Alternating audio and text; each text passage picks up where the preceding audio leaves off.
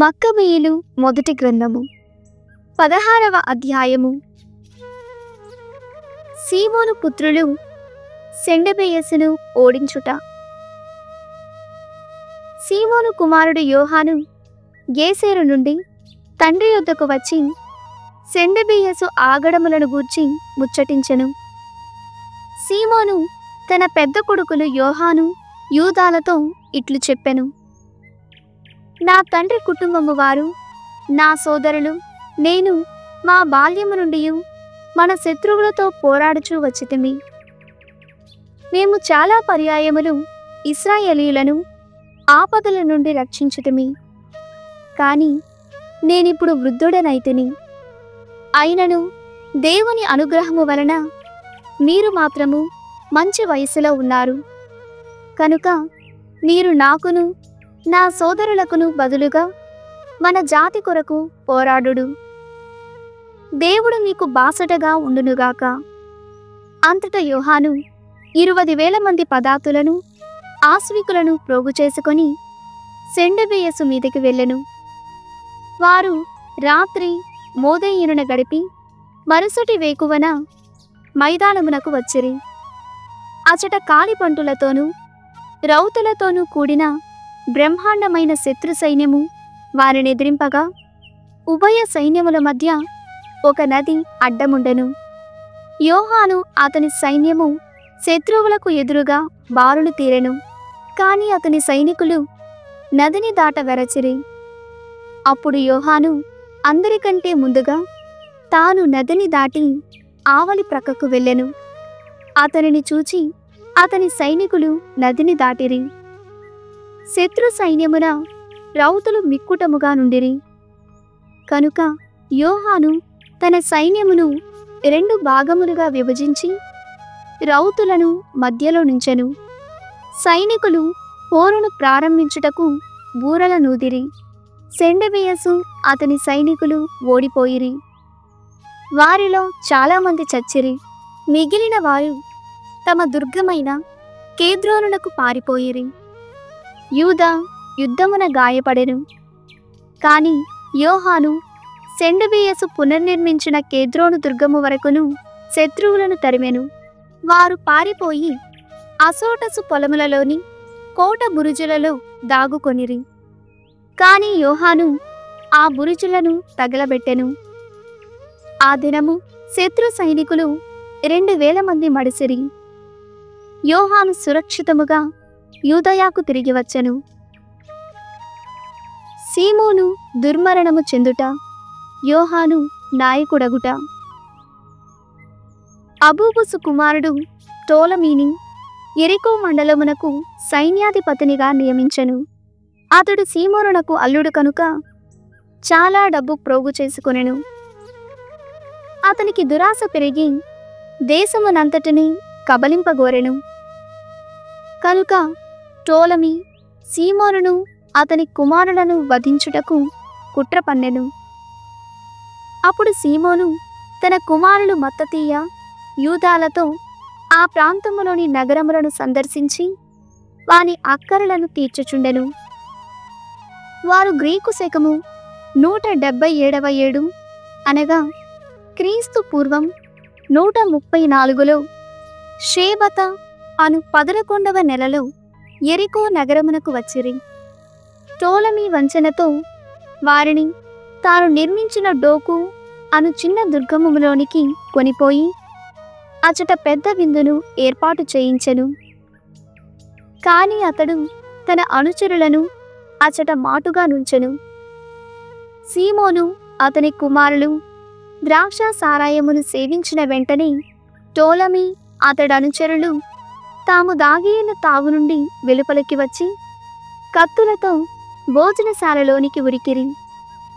సీమోనును అతని 2 కుమారులను వారి సేవకులలో కొందరిని వధించిరి. టోలమీ ఇట్టి మహాద్రోహమునకు తలపడి ఉపకారమునకు బదులుగా అపకారము చేసెను. అతడు రాజునకు లేఖ పంపి తాను చేసిన పనినంతటిని వివరించి చెప్పెను. రాజు సైన్యములను పంపి తనకు సహాయము చేయవలెననియు దేశమును నగరములను తన పరము చేయవలెననియు ఆ లేఖలో మనవి చేసెను. టోలమీ సైన్యాధిపతులకు కూడా జాబులు వ్రాసి వారు తనతో చేతులు కలపవలెననియు తాను వారికి వెండి బంగారములు పంచి ఇత్తుననియు మాట ఇచ్చెను. అటు పిమ్మట అతడు యోహానును వధించుటకు గేసేరునకు బంటులను పంపెను. యెరూషలేమును దేవాలయపు కొండను ఆక్రమించుకొనుటకు కూడా సైనికులను పంపెను. కాని ఒక బంటు శత్రువుల కంటే ముందుగా గేసేరు చేరుకొరెను. యోహానుతో టోలమీ అతడి తండ్రిని సోదరులను వధించెననియు అతడిని కూడా చంపుటకు బంటులను పంపుచున్నాడనియు చెప్పెను. ఆ వార్త విని యోహాను నిశ్చేష్టుడయ్యెను. కాని తనకు ముందుగానే వార్త అందినది కనుక అతడు తన్ను చంపవచ్చిన బంటులను బంధించి మట్టు పెట్టించెను. యోహాను తన తండ్రికి బదులుగా ప్రధాన యాజకుడైన నాటి నుండి దేశమును పరిపాలించిన వైనమును వివరించు దినచర్య గ్రంథములో అతడు చేసిన యుద్ధములు, వీరకృత్యములు, నగర ప్రాకారములను పునర్నిర్మించిన తీరు, చేసిన ఇతర కార్యములు మొదలగునవన్నీయు లిఖింపబడియే ఉన్నవి. సీరా పుత్రుడైన యేసు జ్ఞాన గ్రంథము 38వ అధ్యాయము. మందులు, వ్యాధులు. నీకు చికిత్స చేసినందుకు గాను వైద్యుని సన్మానింపుము. ప్రభువే అతనిని కలిగించెను. వైద్యుల ద్వారా మహోన్నతుడే వ్యాధి నయము చేయును. రాజుల వైద్యులను బహూకరింతురు. వైద్యునికి వైద్య జ్ఞానము గౌరవము చేకూర్చి పెట్టుము. ప్రముఖులైన వారు అతనిని మన్ననతో చూతురు. ప్రభువే భూమి నుండి మందులు కలిగించెను. బుద్ధిమంతుడు వానిని వినియోగించుకొనుటకు వెనుకాడడు. పూర్వము ఒక కొయ్య ముక్క చేదు నీటిని తీపి నీటిగా మార్చి తన శక్తిని వెల్లడించెను గదా. ప్రభువు నరులకు వైద్య విజ్ఞానమును దయచేసెను. అతని అద్భుతములకు గాను నరులతనిని సన్నుతింతురు.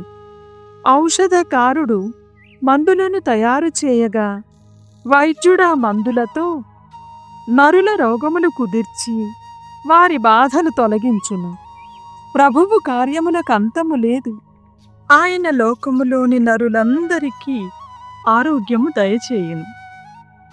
కుమారా, నీకు జబ్బు చేసినచో అశ్రద్ధ చేయకుము. ప్రభువును వేడుకొనినచో ఆయన ఆరోగ్యము దయచేయును. నీ తప్పిదములను విడనాడి నిర్దోషివి కమ్ము. నీ హృదయము నుండి కిల్బిషమును నిర్మూలింపుము. దేవుని ముందట సాంబ్రాణి పొగ వేసి శ్రేష్టమైన ధాన్య బలిని అర్పింపుము. అటు పిమ్మట వైద్యుని పిలువుము. ప్రభువే అతనిని కలిగించెను. నీకవసరము కలదు కనుక అతనిని నీ చెంతనే ఉంచుకొనుము. ఒక్కొక్కసారి నీ ఆరోగ్యం ఆ వైద్యుని చేతిలో ఉండును. అతడు తాను రోగి బాధలను తొలగించి వ్యాధిని కుదిర్చి ప్రాణము నిల్పుటకు శక్తిని దయచేయుమని దేవుని ప్రార్థించును.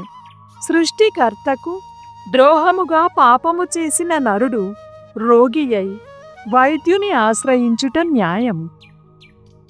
మృతుల కొరకు సంతాపము.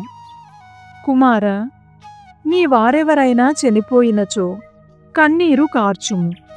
నీ సంతాపమును తెలుపుటకుగాను ఘోరున ఏడ్వుము. మృతదేహమును తగిన రీతిగా సిద్ధము చేసి సమాధి చేయుము. శోకముతో గుండెలు పగులునట్లుగా ఏడ్వుము. నియమిత కాలము వరకు విచారము వెలిబుచ్చుము. నీపై దుర్విమర్శలు రాకుండునట్లు 1-2 నాళ్ళు దుఃఖింపుము. అటు పిమ్మట ఖేదము విడనాడుము. విచారము వలన నీ ఆరోగ్యము చెడును. నీకు మరణము కూడా సిద్ధింపవచ్చును. చచ్చిన వారిని పాతిపెట్టుటతో సంతాపము ముగియవలెను. విచారము వలన మనసు పాడగును. కనుక నీవు విచారమును విడనాడుము. దుఃఖమును దూరముగా పారదోలుము. నీవును చనిపోవలసిన వాడవే అని గుర్తింపుము. చచ్చిన వారు తిరిగి రారని గ్రహింపుము. నీ దుఃఖము మృతుని కెట్టి మేలును చేయుదు, నీకు మాత్రము కీడు చేయును. మృతునికి పట్టిన దుర్గతియే నీకును పట్టును. నేడతని వంతు, రేపు నీ వంతు. భూస్థాపనము ముగిసిన తరువాత మృతిని గూర్చి తలంపకుము. అతడు పోయిన తరువాత ఇక విచారింపకుము. వివిధ వృత్తులు. విరామము వలన ధర్మశాస్త్ర బోధకుని విజ్ఞానము పెరుగును. అన్యకార్యముల నుండి వైదొలగినచో విజ్ఞానమభివృద్ధి అగును. రైతు మనసంతయు మేడి పట్టి ఎద్దుల నదలించి అరకదున్నుట మీదను తన పశువులను గూర్చి మాటలాడుట మీదను ఉన్నచో ఇక అతని జ్ఞానం ఎట్లు పెరుగును? అతని దృష్టి అంతయు తిన్నగా నాగటి చాలు వేయుట మీదనే ఉండును. అతడు రేయి ప్రొద్దుపోయినదాకా తన పశులను మేపుచుండును. విరామము లేక పనిచేయు వివిధ వృత్తుల వారందరూ ఇంతే. ముద్రలలో వినియోగించు రత్నములను చెక్కువారును అంతే. వారు ఎప్పటికప్పుడు క్రొత్త నమూనాలను వెదుకుచుందురు. ఆ ఆకృతులను మూలమునకు సరిపడినట్లు చెక్కుటకు రేయి ప్రొద్దుపోవు వరకు కృషి చేయుదురు. కొలిమి ఎదుట కూర్చుండు కుమ్మరియు ఇంతే. అతడు ముతక ఇనుముతో ఏమి చేయుదునా అని ఆలోచించును. కొలిమి వేడిమికి తట్టుకొని పనిచేయుచుండగా నిప్పు సెగలతని వడలిని కాంచివేయును. తాను సాగగొట్టు వస్తువును నిశితముగా పరిశీలించుచుండగా సమ్మెట దెబ్బల వలన అతని చెవులకు చిల్లులు పడును. అతడు తన పనిని త్వరగా ముగింపగోరి ప్రొద్దుపోయినదాకా తన ముందటనున్న వస్తువునకు మెరుగులు దిద్దుచుండును. సారి ఎదుట కూర్చుండి దానిని కాలితో త్రిప్పు కుమ్మరియును ఇంతియే. అతడు తన పని మీదనే మనసు నిలిపి నేనెన్ని కుండలు చేయుదునా అని ఆలోచించును. బంక మట్టిని కాళ్లతో త్రొక్కి చేతులతో మలచును. తరువాత కుండకు మెరుగుపూత పూయును. ఆవమును శుభ్రము చేయుటకు ప్రొద్దుపోయిన దాకా పనిచేయును. వీరందరూ చేతులతో శ్రమ చేయువారు. ప్రతి ఒక్కడు తన పనిలో తాను నైపుణ్యము చూపును. వీరు పనిచేయనిచో పట్టణములు నిలువవు, నగరములలో ఎవరును వసింపజాలరు. వాని దరిదాపులకు ఎవరూ రారు. కాని ఈ చేతివృత్తుల వారు సభలలో పాల్గొనరు, పెద్ద పదవులను చేపట్టరు, న్యాయాధిపతులు కాజాలరు, న్యాయశాస్త్రాంశములను అర్థము చేసుకోజాలరు. వారికి చదువు సంధ్యలు విచక్షణ జ్ఞానం ఉండవు. వారు విజ్ఞాన సూక్తులను ఉదాహరింపలేరు. కాని వారు తమ చేతి పనితో ఈ లోకమును నిల్పుదురు. వారి రోజువారీ పనియే వారి ప్రార్థనము. 39వ అధ్యాయము. ధర్మశాస్త్ర బోధకుడు. కాని మహోన్నతుని ధర్మశాస్త్రమును పఠించుటలో కాలము గడుపు ధర్మశాస్త్ర బోధకుడు మాత్రము భిన్నమైనవాడు. అతడు పురాతన రచయితల జ్ఞానవాక్కులను పరిశీలించును. ప్రవచనములను పఠించుటకు కాలము వినియోగించును. సుప్రసిద్ధుల సూక్తులను పదినపరచును. ఉపమానముల మీద నైపుణ్యముతో వ్యాఖ్య చెప్పును. సామెతల గూఢార్థమును అర్థము చేసుకొనును. పొడుపు కథల మర్మార్థమును చర్చించును. ప్రముఖులకు సేవలు చేయుచు రాజులతో కలిసి తిరుగును. అన్యదేశములలో సంచరించి నరుల బాగోగులను గమనించును. వాడుక చొప్పున వేకువనే లేచి తన సృష్టికర్తయైన దేవునికి జపము చేయును. మహోన్నతుడైన దేవుని ఎదుట గొంతెత్తి ప్రార్థన చేసి తన పాపములను మన్నింపుమని వేడుకొనును. ఆ మహాప్రభువు కరుణించెనేని అతని హృదయము విజ్ఞానముతో నిండును. అతడు జ్ఞానవాక్యములను వెదజల్లుచు దేవునికి కృతజ్ఞతాస్తుతులు చెల్లించును. తన విజ్ఞానమును ఉపదేశమును అన్యులకు పంచిపెట్టును. నిగూఢమైన దైవ రహస్యములను అర్థము చేసుకొనును. తాను గ్రహించిన విజ్ఞానమునెల్లరికిని తెలియచేయును. ప్రభువు నిబంధన ధర్మశాస్త్రము పట్ల అత్యంత శ్రద్ధ చూపును. అతని విజ్ఞానముననేకులు మెచ్చుకొందురు. ఆ విజ్ఞానము ఏనాటికిని అంతరింపదు. భావి తరముల వారు అతడిని స్మరించుకొందురు. అతని పేరు మాసిపోదు. అన్యజాతులతని విజ్ఞానమును సన్నుతించును. విద్వత్సభ అతనిని కీర్తించుము. ముసలి ప్రాయము దాకా జీవించినేని అతడు సుప్రసిద్ధుడగును.